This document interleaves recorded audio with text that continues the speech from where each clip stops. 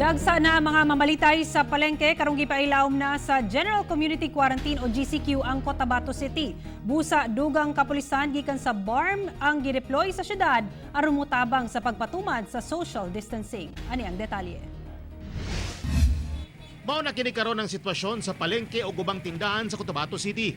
Dagsa na ang mga mamalitay ug daw wala na natuman ang social distancing.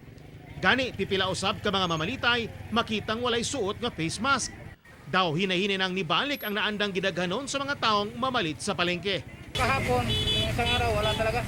Konti lang ang bumibili. Sige. Oo. Pero ngayon, medyo marami-rami na.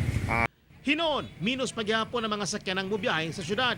At even scheme usab ang pagbiyahe sa mga PUJ apan bawal gihapon ang abalhabal og padjak o tricycad. Tanggalo na usab ang mga checkpoint sa mga barangay pero magpabiling gamiton ang quarantine pass sa mugawas sa balay. Samtang aron matuman kanunay ang social distancing, labi na sa mga pampublikong lugar o atol sa pagpanghatag og assistance gikan sa gobyerno, gideploy ang 300 ka mga pulis gikan Bangsamoro Autonomous Region in Muslim Mindanao o BARM sa syudad. I-deploy usab ang ubang pulis sa mga quarantine checkpoints aron madugang sa puwersa sa kasundaluhan. Ang sabi sa amin, purposely, ito'y magtulong sa amin during the distribution of SAP.